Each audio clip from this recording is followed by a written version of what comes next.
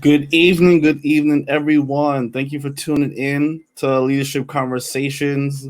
It's another beautiful day. It's another beautiful Monday, and I thank God for giving life. I thank each and every one of you for taking the time to tune in. It's truly a privilege to be on with everyone tonight. Thank you so much for taking the time out to joining me for another Monday. We're starting afresh another week, and so getting ready to hoping to start it off with positivity, to start it off in a place of progress, and to even just be able to set our week right. You want to kick off the week in the way that is able to set a precedent, that's able to kind of establish, you know, a positive atmosphere for the rest of the week. So thank you so much for tuning in. I appreciate it. I appreciate your time. I always enjoy, as I say all the time, I always enjoy having these conversations with you all. I thank you so much for taking the time to tune in, because I really believe that leadership is something that's so important. And it's so important to understand that we all have the power to be effective leaders. And it's just about recognizing our power, recognizing our superpower as leaders, and being able to tap into that and really truly have an impact. And so thank you so much for tuning in. God bless you, Sister Susan. I appreciate the support. I appreciate you always making the time to join. And I'm hoping that everyone that joins, they're able to get something from our conversations. So just to kick it off, once I really want to apologize. I was having some technical difficulties, but regardless of what technical difficulties or issues that may occur, the show must go on, right? And so, yeah, I thank you so much again. I'm so excited for what is happening in this time. I believe that we're truly in a time where doors are opening up, and opportunities are coming, and I want to use this platform as a platform to kind of help everyone kind of get a better idea of what they should be doing, and really just developing new strategies and developing new opportunities and new ways for us to grow as leaders. And so we are continuing our conversations about leadership styles. And so if you know anyone who can benefit from these conversations, please feel free to like, share, and subscribe. Tag someone that you know needs to hear this stuff, someone who can grow in their leadership abilities. And feel free to comment. Like I always tell you, the comments that you guys make, it's so impactful. It helps me, and I love being able to respond to questions and being able to kind of have a conversation, not just me talking, but getting your feedback in real time and being able to share and answer some questions. So also, anytime you have questions during the broadcast, feel free to type the questions in. I'll try to answer to the best of my ability. But ultimately, I just want to add value to each and every one of us. I want to be able to help all of us to grow as leaders, and any way that I can do that, any way that I can add value, I appreciate it. So thank you so much for tuning in. Thank you so much for tuning in, Pastor Asha, my beautiful wife, who always supports.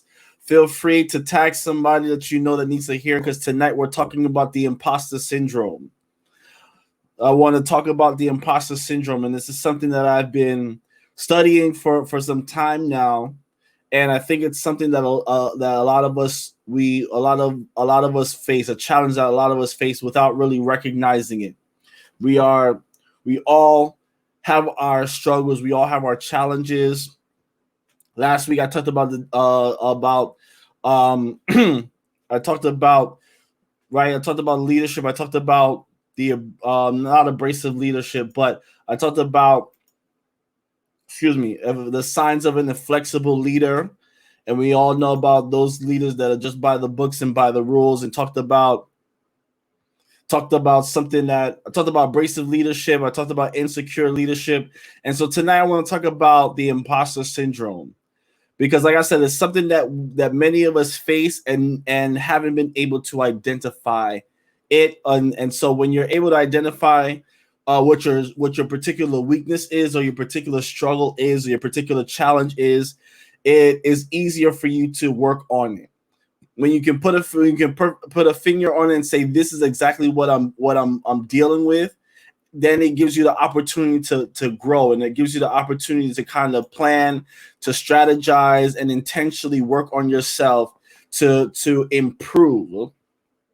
So imposter syndrome. Now, what is the imposter syndrome? It pretty much is exactly what it sounds like. Oh, before I get to that, just want to let you also know that there are still some spots available for my Young Visionary Leadership Program. There's a few spots available. We're planning to kick it off on the 21st of August. So if you know anyone who can benefit from it, a young man between the ages of 18 and 24 that you know can benefit from this. Ultimately, what I want to do is help them to be to develop a strategy, to develop a game plan, so that when they get ready to, when they start school, when they get ready to launch into their career, they're prepared. I did some research and came to realize that 51% of students who graduate from college are still unemployed.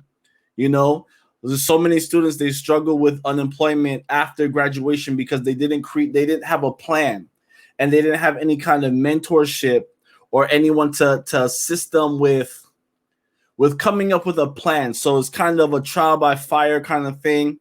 And ultimately, they're left still unemployed after graduation. And what I want to do is help them to find a way, develop a plan and a strategy, so that when they graduate, they're able to have to move from graduation into a plan, have a good resume that'll help them to get the jobs they want, find the resources, the internships that are open, so they can be able to launch into their careers without a hiccup.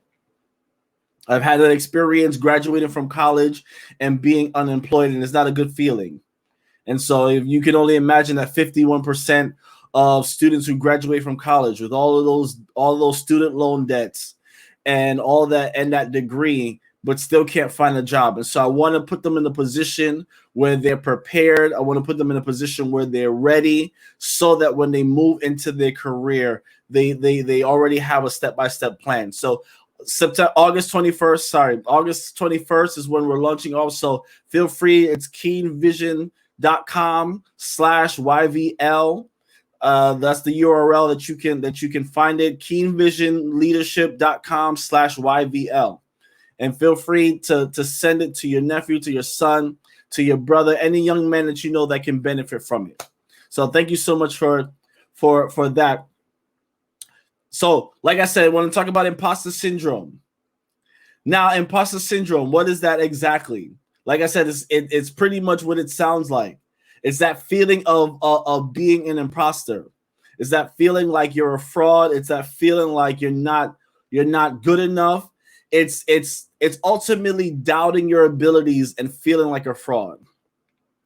It doesn't matter how well you do, you still feel like a phony. You still feel like you're not good enough. You start to feel like your success or any level of success that you achieve is by luck. And the interesting thing is that there are so many leaders who battle with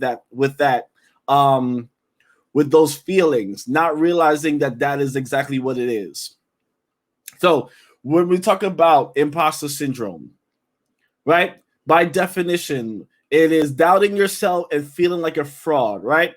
It's the experience, like the experience as though at any moment you're going to be found out, right? It's the feeling that you don't belong where you are. You don't deserve the position that you got. You don't deserve the success that you've experienced because it's only by dumb luck.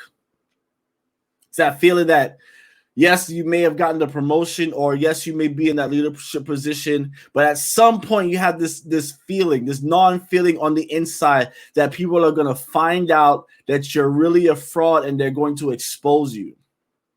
And what's interesting about the imposter syndrome is that it's predicated on success, right? You know, you have your challenges of battling with failure. You know, you feel disappointed, you feel frustrated when you fail. And we always talk about overcoming failure and growing from failed experiences. But there's not a lot of material out that teaches us about how to handle success. And I heard Steve Harvey in an interview one time say that both failure and success are hard, but he jokingly said he preferred to deal with the challenges or the hardships of success than the hardships of failure. See, success, we work towards it, we build towards it all the time, but we don't recognize that it takes it takes an effort to get to a certain level, but it takes another effort to maintain that level. And so what do you do when you achieve success, or when you step into a leadership role or into a leadership position, but you feel like you're a phony? You feel like you didn't deserve it, that you just got there by luck, by happenstance. It's not based on how well you do, and it doesn't matter how good you are at what you do. It doesn't matter if you have all of the leadership characters. It doesn't matter if you have all of the skills, if you have all the competencies, you have the character. You just feel like, I'm a fraud, and at some point somebody is going to expose me. How many of us have dealt with those kind of experiences where, yeah, you applied for a job and you did the interview, you felt like you didn't do well on the interview, and then they hire you for the job, but then you feel like it was an accident that they hired you, and so now you feel this self-doubt in starting the job. Or you get a promotion and you feel this self-doubt, and you feel like at some point, whether it's another coworker, whether it's a friend, whether it's a manager, somebody is going to expose you for the phony that you are. It is something that many of us deal with and don't realize that it's imposter syndrome. And it's usually something that's developed from a young age. One thing that I recognize is that I discovered it maybe a year or two ago. I discovered that it was something that I was dealing with and not really realizing that I was dealing with it. And it usually comes from this feeling of performance, and it usually starts to develop at a young age, and people start to pressure you to do well. They pressure you to succeed, and you feel like you never quite hit the bar. And the problem is that when you're dealing with other people, and you're dealing with other people's expectations, they'll always move the goalposts. You will set one standard for excellence or for achievement, and once you hit that, they'll move it back, and they'll come up with some other stipulation to make you feel like you haven't really achieved or hit the bar. And so many of us, we battle with this problem, or battle with this issue, because of the fact that we've allowed people to set a standard for us. We've allowed people to set the standard for what achievement should be, or what success looks like. And you will never, as much as you try, as much as you work hard, as much as you perform well, you will never achieve success based on someone else's expectations. Success has to be qualified and quantified based on your own experience, based on your own thoughts. You have to set your own standards for success. Because if you base your level of success on someone else, you will never achieve it, because they will find some reason, right? For all of us sports fans, when you hear the debate between who's better, LeBron or Jordan, right? There's always somebody moving the goalposts. There's always somebody saying, oh, well, even though LeBron has accomplished 4 rings for 3 different teams, he doesn't have 6, right? And even though he's been to the finals 10 straight years in a row, he hasn't gone 6-0 in the finals. And so there's always somebody, right? Even in all of these comparisons, all of these debates, always somebody changing the rules. And so the first thing that we have to understand when we're talking about imposter syndrome is that you cannot allow anybody to set the standard of success for you. You have to be able to set the standard for yourself. because we all have to walk our own journeys. We all have to have our own challenges. We all have our own experiences. We all have our unique strengths. And so it is based on the trajectory or the plan that is for your life and not the plan that somebody else has set. So many of us, the reason why we struggle with imposter syndrome is because we have parents who set a standard for us, and because we didn't meet their standard for us, they made us have this guilty feeling, and we feel like we can never achieve success. We have friends who set a standard, and because we didn't meet those standards, we struggle and we battle with the idea of success. There's always something that causes that to be birthed in us. There's always some kind of disappointment that allows us to have this high level of self-doubt. And that ultimately leads to imposter syndrome. So like I said, imposter syndrome is that doubting feeling of yourself, is that feeling like a fraud, even in the midst of success. So you'll see high achieving people. You'll see a lot of these actors and billionaires and millionaires and successful business people that struggle with imposter syndrome, because even though they've accomplished what they've accomplished, inside they have this deep feeling that they're not, that they are a fraud and they're a phony. There was a particular actor that I was reading about. I can't remember his name right now off the top of my head, but there was a particular actor who who kills in all of his movies, who was really good in all of their movies, but for some reason they still battle with imposter syndrome. So, so what are some characteristics of this of the imposter syndrome? Let's talk about it. Some of the characteristics that you find. Tom Hanks, that's who it is. Tom Hanks. We've all seen Tom Hanks. We've seen Run, Forrest Gump. We've seen all of his movies, right? And even as well as he does in those movies, right? He still battles with this idea of feeling like a phony and feeling like a fraud. So that's one prime example that we can use. But talking about the characteristics of imposter syndrome, and if this qualifies, if you fall under this, the point of like I said is this is to help you to recognize what the challenges are and develop strategies to overcome it. So for one of the things I mentioned already, which is self-doubt, this overwhelming doubt in yourself. You can be good at what you do, but still have self-doubt. You can be great at what you do and still have self-doubt, right? Another characteristic is the inability to realistically assess your competency and skills. You don't realistically assess your abilities. So, prime example, I remember I was applying for jobs, and looking at the job description, there'll be 8 or 10 requirements for the job.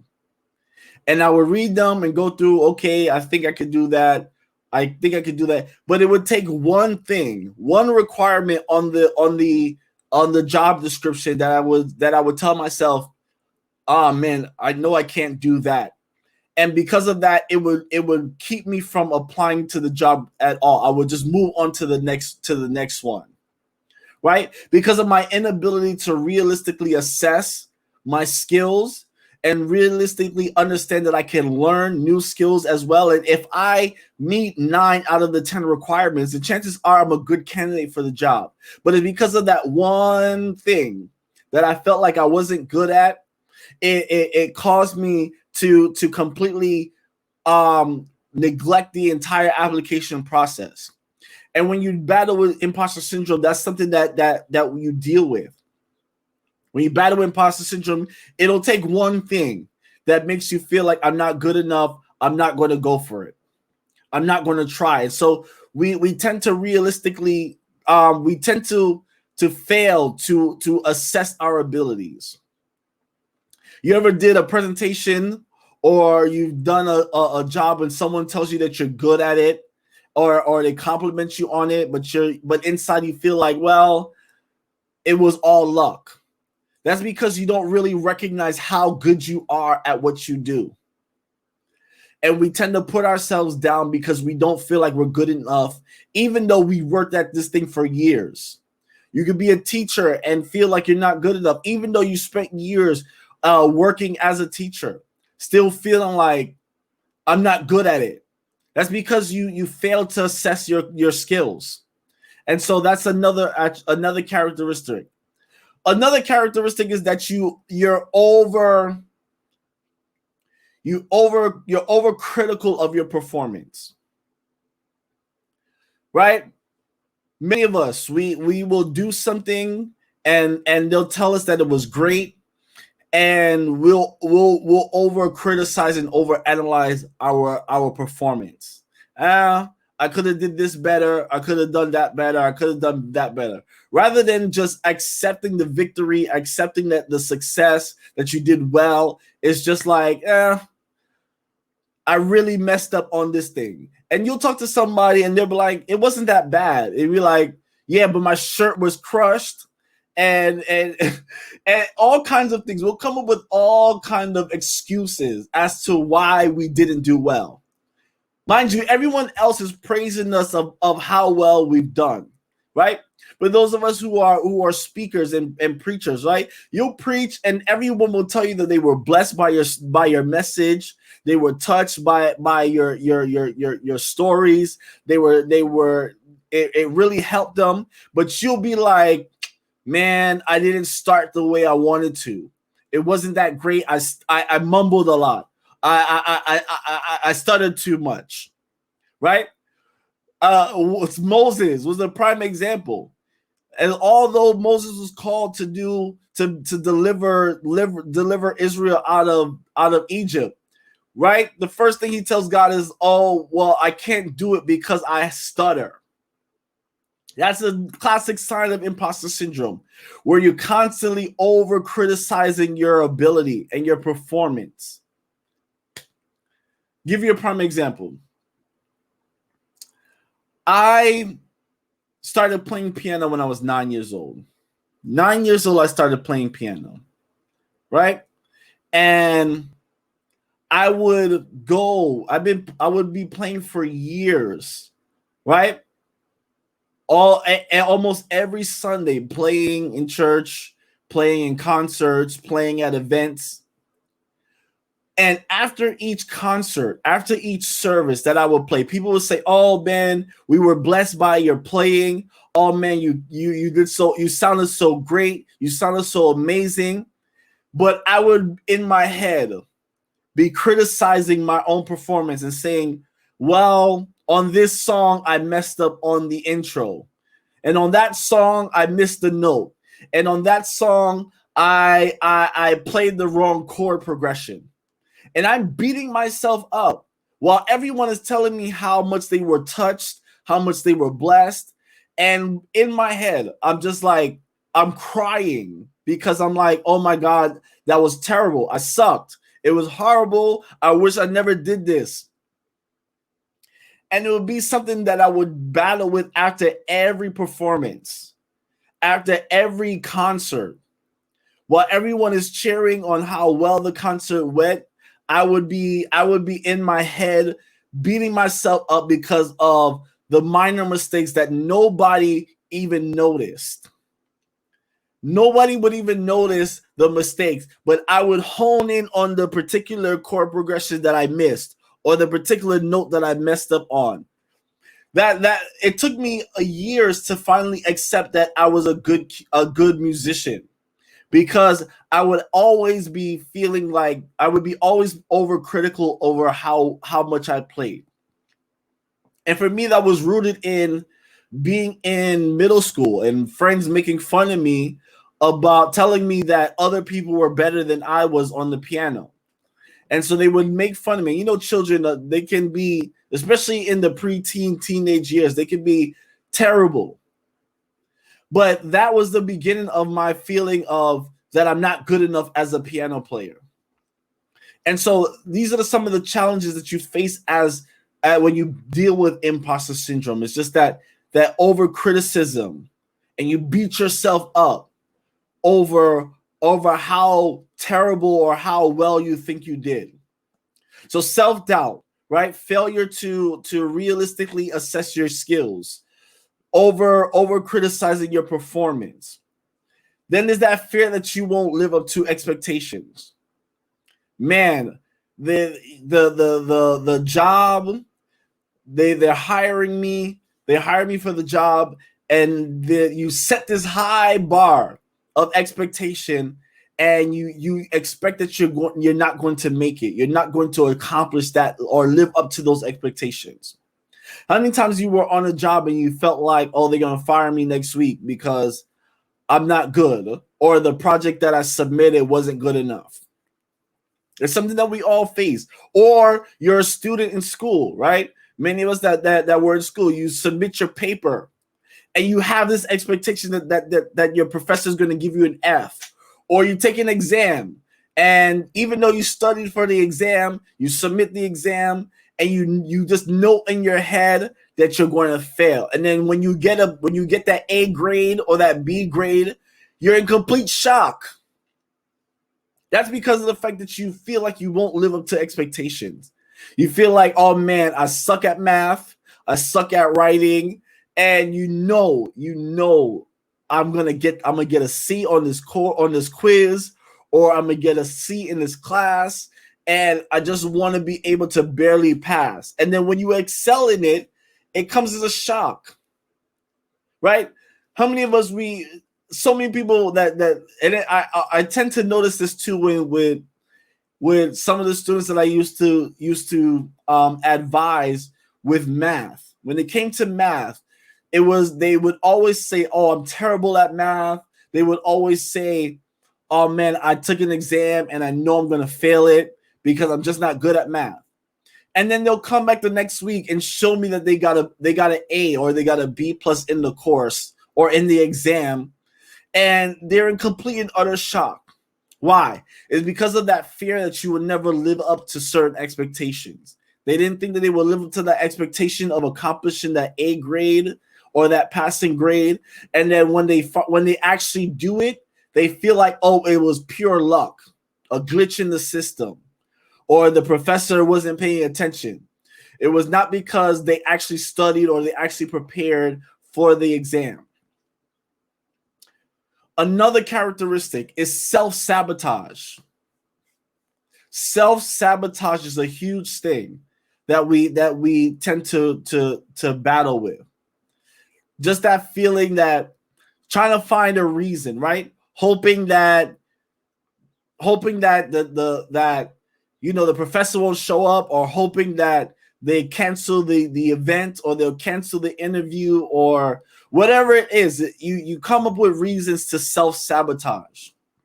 You do certain things because if you don't get to the opportunity, then you won't have the opportunity to fail, right? If you fail on the project, or if you don't actually have the opportunity to participate, right? All kinds of things. You try to find ways to get out of it. You try to find ways to kind of, you try to find little things, and we tend to do those sometimes, where we try to find little things to help us get out of this, because at least if I don't show up or I don't do it, then I won't be exposed, or I won't have the opportunity to fail if I never take the opportunity. So self-sabotaging is another thing. And then you set extremely high goals that you set over very high challenging goals that are almost impossible to meet, so that it qualifies that what you believe about yourself is true.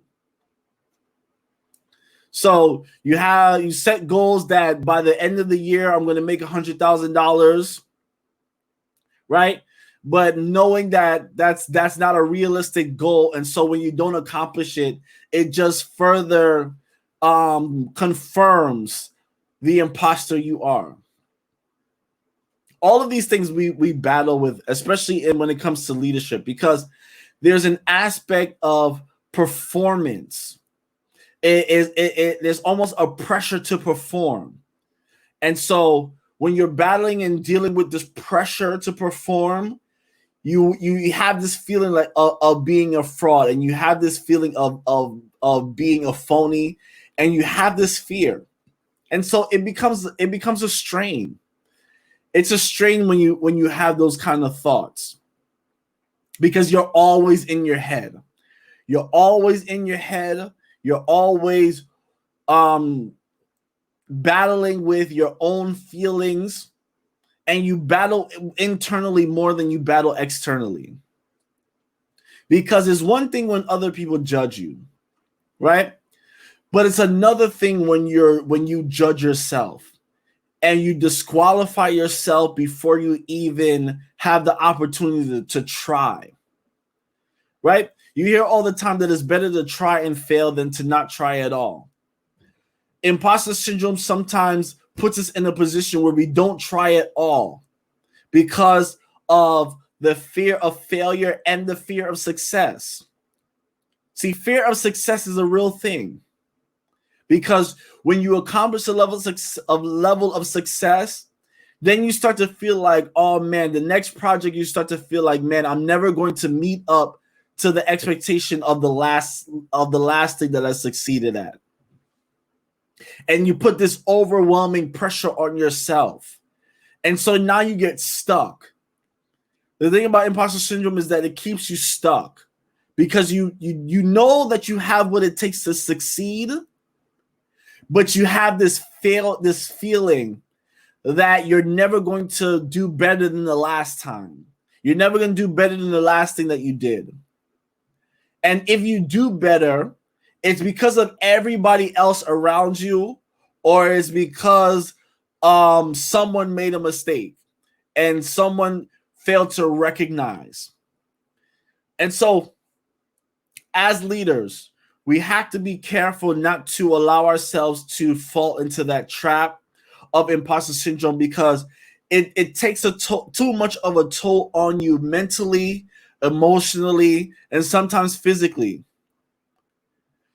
Because you're so caught up in your head, you're so caught up in this, you're trying to hide yourself, but you want to succeed, right? You want to succeed. You want to do well. You want to do well for your family. You want to do well for your children. You know that you have what it takes to accomplish, but something inside of you just feels like, I gotta hide who I really am, because who I really am is a fraud.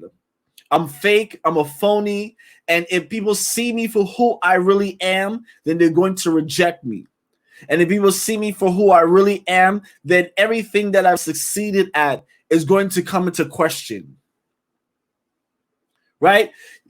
You feel like everything that I've done up until this point, people are going to question it, and they're going to deem it as dumb luck and something that you can never reproduce. But the truth of the matter is that we all have the abilities that we need. We all have the qualities that we need to succeed.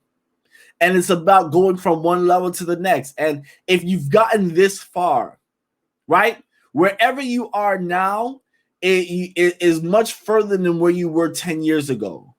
You're much further than where you were 5 years ago. And it's impossible to have luck for 10 years. It's impossible to be lucky for 5 years. And so we got to kind of get out of our own ways. We got to kind of get out of our own heads.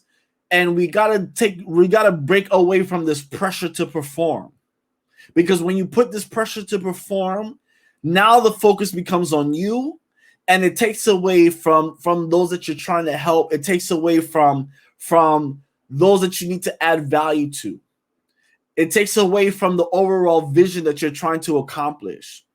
You're trying to accomplish a vision. You're trying to accomplish a purpose. You're trying to get somewhere. And so if you get so stuck in feeling like people are going to judge you, or people are going to leave you because they think that you're a phony, then ultimately you disqualify yourself and take yourself out of the game. It becomes more focused on you. And you put this unnecessary pressure on yourself.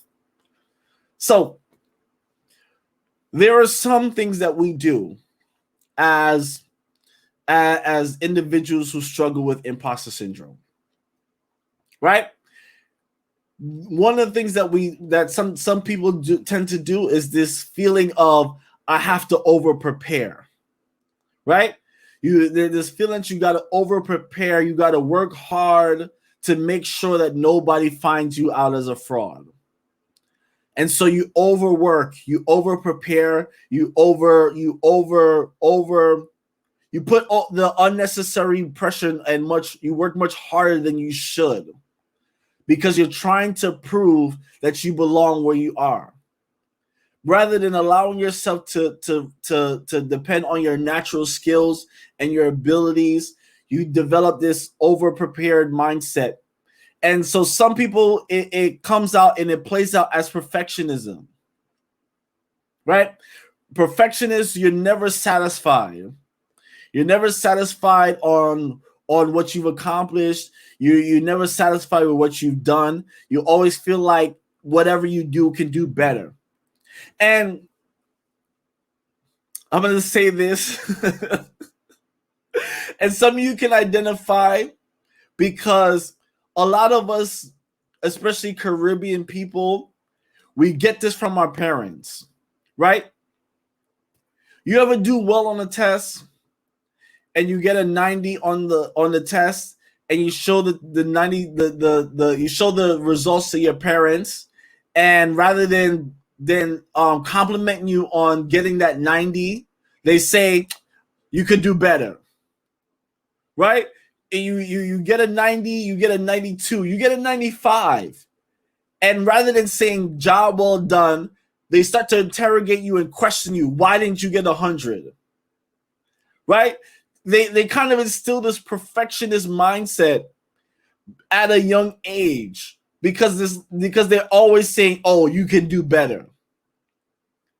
You can do better. Oh, why? Oh, it's just a 96. It's not 100. You can do better, right? You kind of get this pressure from them at a young age, and it develops this perfectionist mindset. When you develop that perfectionist mindset, you focus more on the flaws than on your strengths, and it creates a high level of anxiety. That's another huge thing with the imposter syndrome, is that it creates this high level of anxiety within yourself, because not only do you have to overperform, but even in the overperformance, you still feel that anxiety that you're going to be found out. And so for a lot of people, it plays out as perfectionism. There's others who it plays out in this almost superhero kind of feeling, where because you feel inadequate, you work yourself as hard as possible, right? Those are the individuals who are overworking to show others, and you have people think that you're a superhero. Oh, you're a Superman, you're a Superwoman, because you're always doing the most. You're always doing extra. You're always doing above and beyond. And it's not because of the fact that you want to do things excellently, but it's because of it's rooted in this anxiety and this fear of imposterism. And so you overwork and you overdo. And people may look at you as, oh, the superhero. You're always carrying the weight of the world on your shoulders. And those are the individuals who, even though their schedule is packed, they'll still take on other projects. Right? Those are the ones that always take on more. You know, you get a project at work, and you already know that it's taking up most of your day. But when your boss reaches out to you and say, hey, can you work on this? You still take it on and you say, sure, I can do that, right? or you're working on something, you're going out, you have errands to work to do, you have things to do, your day is busy, and then someone calls and says, hey, can you do this for me? And knowing that you don't have the time, you don't have the energy to do it, you still say, sure, I'll do it for you. And now you overwork. You refuse to take projects. You refuse to help others, even though you don't have the time. And so it puts you in a position where now you're stressed out. Now you're tired. Now you're drained. And then you don't want to disappoint the individual because you agreed to take on the project. Because you agreed to take on whatever it is they ask you to do. So you got to go to the doctor. After the doctor, you have to go to the grocery store. After the grocery store, you got to take the children. After the children, you gotta run to Home Depot, or you gotta run to what's that other place? Costco, or one of these things. You got to do all of these things. You got to take the car to get the oil change. You gotta drop the children off at practice. You gotta be at the recital. You gotta go to the dry cleaners. You gotta go to the laundromat and all these things. And then someone says, hey, do you mind just swinging by the place and pick this up for me? And you're like, sure, I can do it, knowing that you don't have the time. That's what I'm talking about when it comes to the superhero mindset. Because of the fact that you don't want to disappoint others, you don't want people to look down on you and realize that you're a fraud in your eyes. So you overwork yourself and you overstress. And that in itself produces more anxiety, because now you're trying to please everybody while still getting your own stuff done. And so you do all of these things, and now you put yourself in even greater trouble. And another one is another aspect of imposter syndrome that plays out is what they call the soloist. So you prefer to work alone. You feel like you have to do these things by yourself, and people may offer to help. People may offer assistance, but no, I'm going to do this on my own because I can handle it. And so you don't want to ask for help, because helping makes you look weak. You don't want to ask for help because asking for help will make you look weak, and then people will for sure definitely recognize you as a fraud. But again, taking that individual solo approach is a sure way to burn out. It's a sure way to stress yourself out. It's a sure way to build more anxiety, because now that you refuse to help, you feel like you have to overperform to show that you really don't need the help. When life is really about teamwork. Life is really about being able to team up with other people, utilize other people's strengths, utilize other people's skills to help complement you, so that you can be able to accomplish what you need to do. And I see leaders do this all the time. Take the soloist approach, right? Rather than delegating responsibilities to somebody else who you know is stronger than you in that area, you try to take it on. And now you got to work 10 times as hard as they would do, because it's a weak area for you, but you have to take on this individualistic mindset. You do these things because you don't want people to recognize you as weak. And like I said, it's a sure way to create burnout. It's a sure way to create a stressful environment. Because if you have people that are willing to help you, that are a part of your team, then delegate those responsibilities. Delegating responsibilities doesn't mean that you're weak. It doesn't mean that you're a fraud. It doesn't mean that you can't handle. It actually is a sign that you're a strong leader, because you can trust in others and believe in other people's strengths. And you know that you don't have to be involved in every aspect of the organization. You don't have to be involved in every aspect of the business. You don't have to be involved in every aspect of the team. You can't base your whole worth on your level of productivity. It's about being able to properly delegate responsibilities. It's about being able to utilize other strengths to complement you so that overall you can focus on what you need to do. But if I'm trying to be the president and I'm trying to be the secretary and I'm trying to be the head of marketing and I'm trying to be the head of finance and I'm trying to be the head of accounting and I'm trying to be the head of the janitorial staff, then you putting yourself in a position where you're stressing yourself out. And that's a quick way to destroy your body. It's a quick way to destroy your drive and to destroy your passion because now you don't want to do it because you're overworked. And these are some of the things that you see that people with imposter syndrome struggle with. Is this mindset of overperforming, overachieving, overdoing as a way to compensate for your doubt, to compensate for your quote unquote weaknesses and your quote unquote inabilities.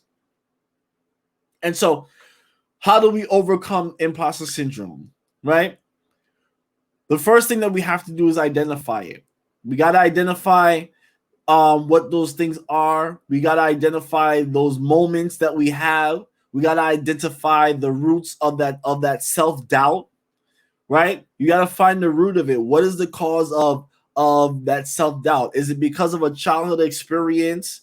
Is it because someone that you believed and trusted in and whose opinion you valued, they disappointed you or they rejected you, and so now you feel this level of self-doubt?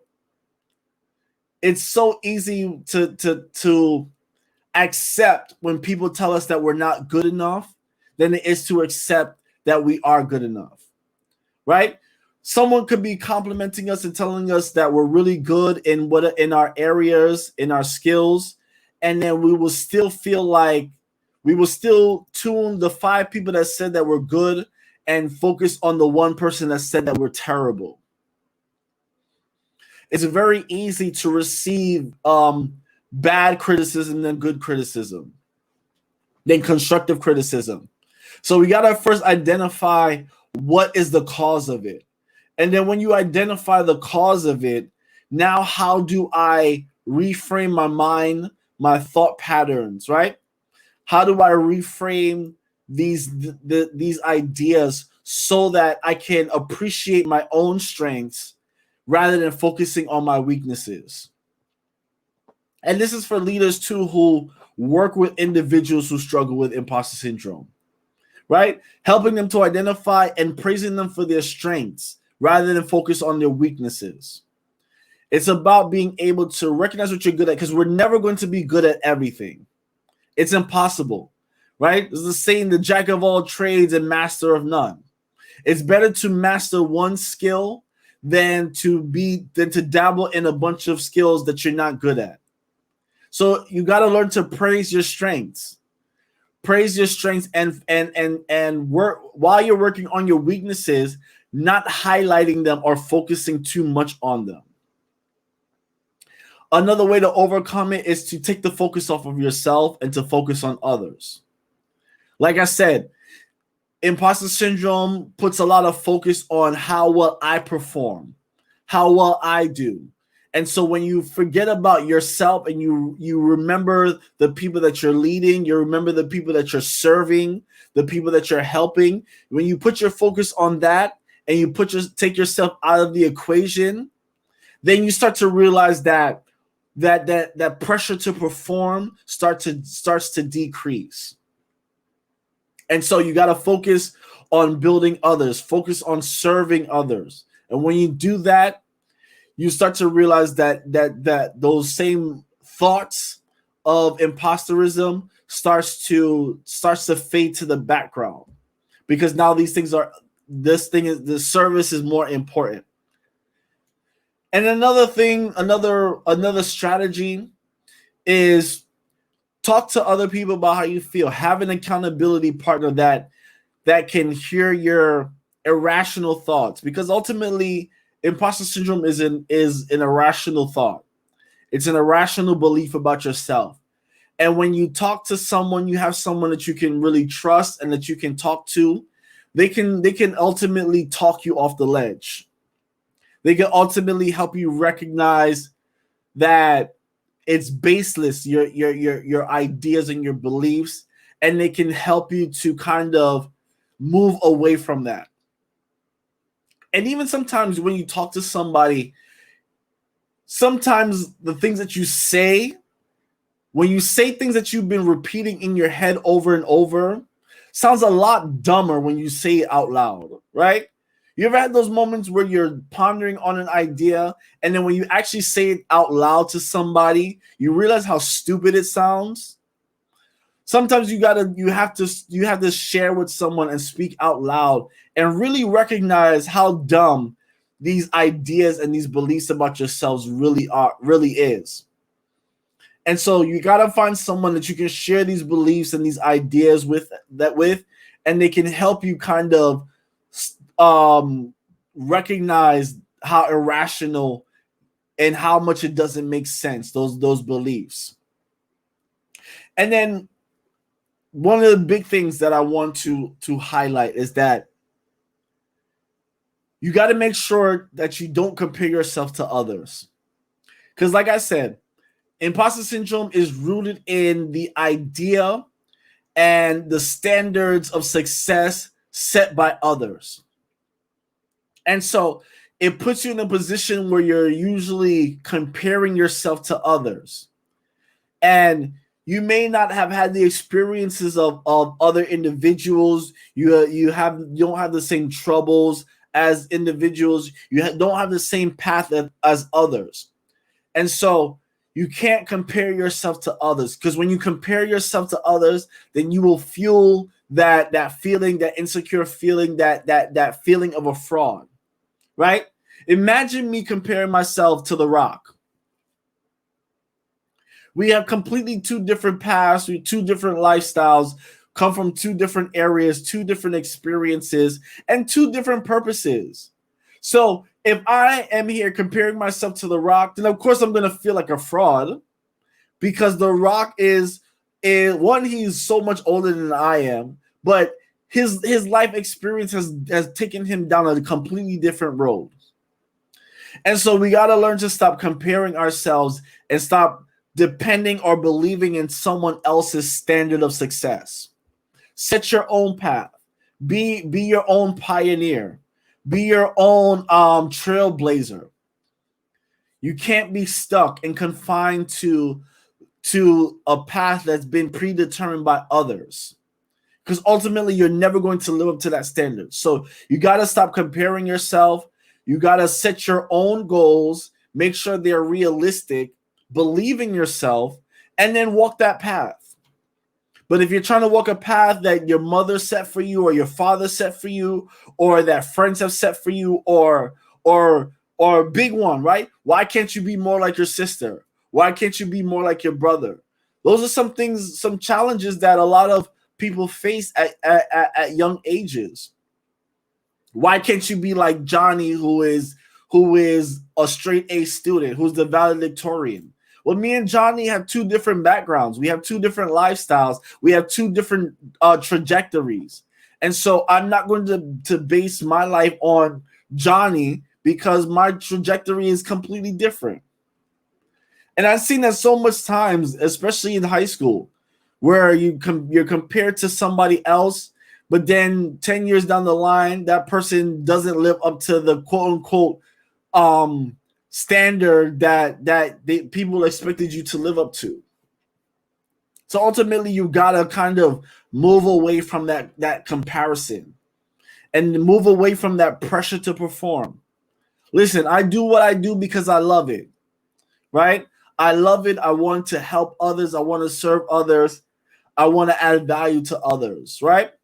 And so I can't compare myself to someone else who teaches in leadership. I can't compare myself to John Maxwell. I can't compare myself to to TD Jakes. I can't compare myself to anybody else who teaches on leadership, because we all have different voices. We all have different purposes. We all have different audiences.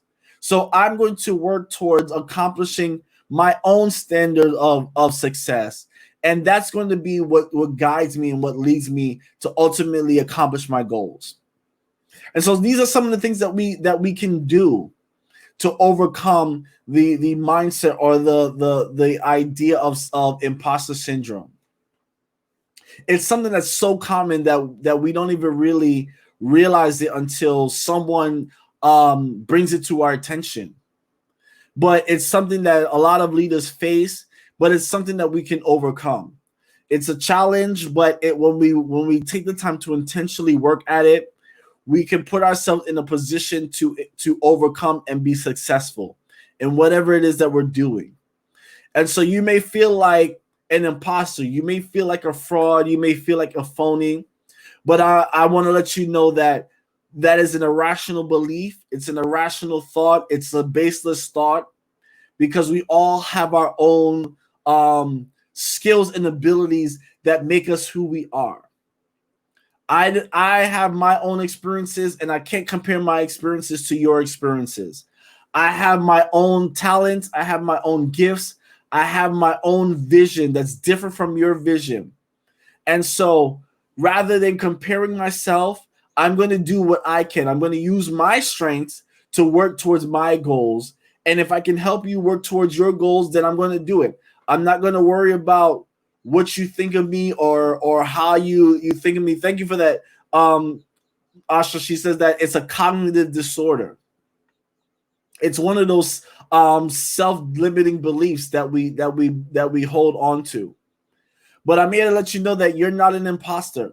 You've gotten to where you are because of who you are and how talented you are, how gifted you are at what you do. Of course, we have help, and we got to recognize that we do have help. We're not doing this alone. We're not on our leadership journeys alone, but we have others to help us. We have others that believe in us. And so all of these things, there's too much good in our lives to help cause us to believe that we're imposters. And so I want to encourage you tonight that identify what are some of the challenges or some of the things that are causing you to feel like an imposter. Challenge those things. Start to recognize your strengths and let go of not your weaknesses, and ultimately start believing in yourself. We're in a time now where there's so many opportunities and there's so many doors available that we can't allow ourselves to be afraid of succeeding, and we can't allow ourselves to be afraid of failure either. All of these things are going to help us to grow. Whether you fail at this thing, it's just a learning opportunity for you. And when you succeed, it's because you deserve the level of success that you've accomplished. And so I want us to develop a new mindset, a new belief system in ourselves. Letitia, she shares the question. She says, do you believe there's a lack of confidence that reinforces the negative mindset? Absolutely. We all tend to have this struggle with our confidence and our own abilities, right? We tend to struggle in believing that we're good enough at what we do. We have to start having that confidence in ourselves, because ultimately when you look at it, you've put in the time to develop. You put in the time to learn. You put in the time to grow. You put in the time to work at it, right? And so you have to have a level of confidence in yourself. You have to have a I want to say this, because there are two trains of thoughts that we can have when it comes to life, right? Do I take the challenge and see where it goes, or do I run from the challenge, right? It's that fight or flight instinct. Do I take on this challenge and see where it leads me, or do I run from it? And it's very easy to do both. Not both, but it's very easy to choose one over the other. But too many times we lean on the negative than we do the positive. And we have to learn to start leaning on the positive, because it's the same energy, but we tend to think that the negative things are more realistic. Truly and truly, whatever you believe in is what you're going to do, right? We're talking. It's a matter of faith. What do you believe in? Because success and failure both take faith, right? Faith for success is usually faith that I can accomplish, that I can do it, that I can get the job done. Failure is usually rooted in faith that I'm not good enough. And so we got to kind of move ourselves from that mindset of negativity and put that energy into the positive confession and to the positive beliefs of ourselves. But we live in a world that constantly tells us that we're not good enough, or we can't do it without someone else's approval. We can't do, we have these self-imposed limitations. Because the world tells us that, if you don't do it this way, then you're not successful, or you're not going to be able to accomplish. How many of us are hesitating to start our businesses because of imposter syndrome? Right? You want to start your business, but you look at everyone else who's in that field and in that area, and so you feel like their level. You compare yourself to their level of success. You compare yourself to how many followers they have on Instagram. I only got 100 followers. They got 10,000. There's no way that I can start this thing, because no one is going to be interested. Right? All that is rooted in imposter syndrome. And so why not start it? Why not try to do it? Why not make the attempt and see where it takes you? I'm really starting to learn to develop this mindset that why not take the risk and see where it leads you, right? You can't control the outcome, but at least if you try and you believe that you can do it, then perhaps you will actually accomplish your dreams. Perhaps you will actually accomplish your vision. Perhaps you will actually accomplish your goals. But we got to stop being afraid to take that step. We got to let go of that imposter feeling, that fraudulent feeling, because like I said, it's an irrational belief. And when you do that and you take a chance on yourself, you will find that you will accomplish more if you actually try than if you don't take that step. And so Asha says, can people you're leading reinforce negative thoughts of not being enough? Absolutely. The unfortunate thing is that we live in a system that is a capitalistic system that's always judging performance, and it's always reinforcing competition, right? And so sometimes the people that you lead can reinforce those negative thoughts. But again, you have to set the standard. You have to set the standard of success. You have to set your goals for yourself. You have to set the trajectory for yourself, because other people will constantly compare you. They will constantly put you in competition, but it's now you have to take the reins into your hands. You got to learn to just filter out the noise and forget about what other people think, right? It's often rooted in that the people-pleasing kind of mindset. Like, I got to do what to do to impress others, or to make others feel well, or to please others. Forget about that. Can you have that internal motivation that I'm going to accomplish what I desire, or I'm going to fulfill the dream that I have, and regardless of what other people think? Because when you start something new, people will criticize you, and they'll laugh at you, and they'll make fun of you until you start to succeed. And then the same people that make fun of you and criticize you and try to reinforce those negative ideas, next thing you know, they're talking about how much they believed in you this entire time. And so you got to keep doing it while people are laughing at you, while people are judging you, while people are trying to tell you how you should do it, when you should do it, why now is not the right time to do it. All, let them talk, let them see. And then when you accomplish what you set out to do, then you'll find that their whole conversation changes.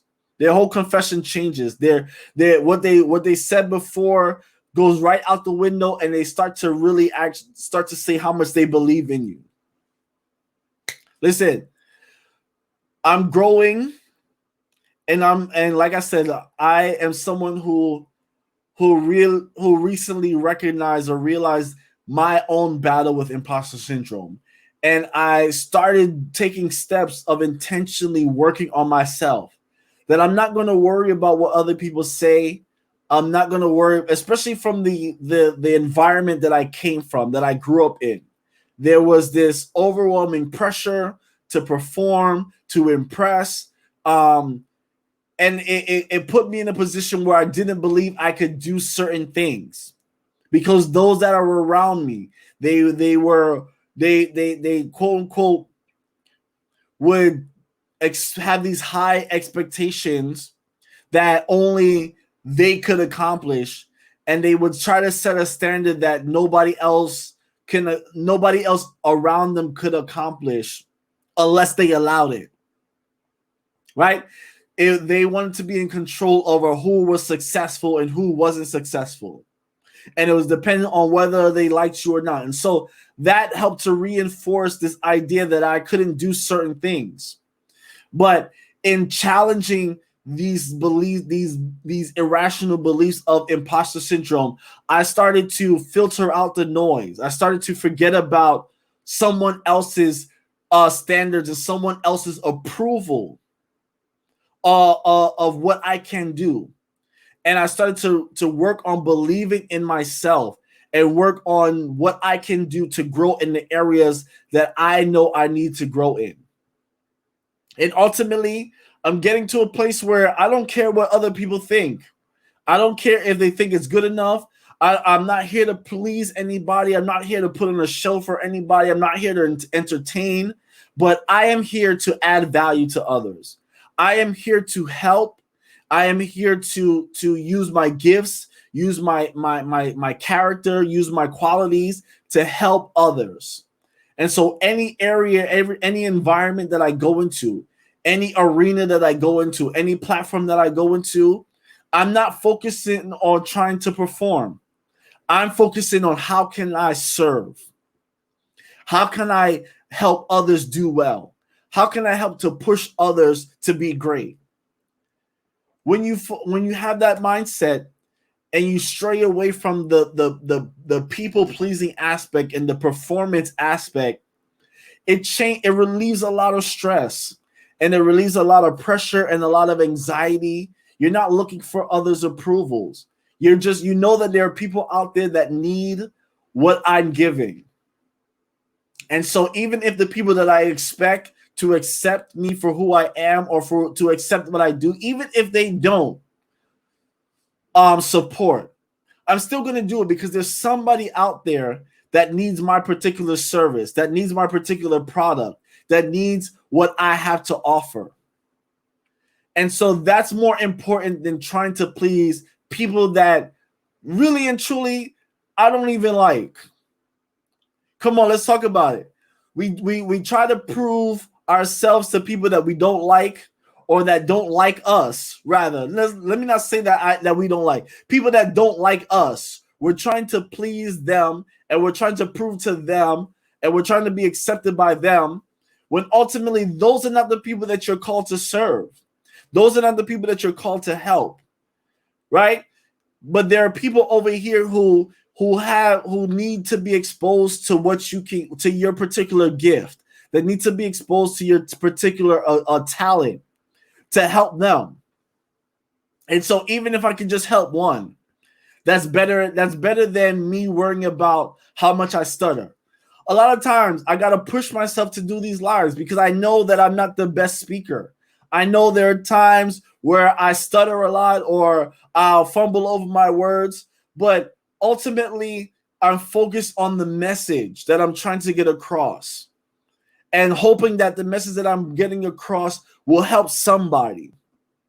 And so when that becomes the focus, then, like I said before, you start to the noise of imposter syndrome, that self-doubt, though that feeling that you're not good enough starts to fade to the background because that's no longer important to you. And so you got to focus on what you got to focus on. You know, one of my favorite sayings is that you're worried about the wrong thing. And I got to tell myself that sometimes. I got to tell myself, listen, you're worried about the wrong thing, and use it to help me to refocus on what I need to pay attention to. And so I hope that was helpful. I hope that you were able to get something from it. I appreciate you taking the time to tune in. I want to see us grow. I want to see us develop. I want us to see us propel into the leaders that we are called to be. And so don't allow the feeling of imposterism to hold you back. There's so many opportunities that we miss, right? There's so many opportunities of success, opportunities of growth that we miss because we battle with imposter syndrome. We battle with the doubt. We feel like we're not good enough, that we're not skilled enough, that we're never going to accomplish the next level of success from where we've come from. But ultimately, life is a game of growing, maturing, and improving. So every day you're improving, every day you're getting better. And so the next level is to help you get to the next level. And so don't allow the idea or the feeling of imposterism and imposter syndrome hold you back from truly being great at what you've been called to do. And so I hope that you take that with you this week.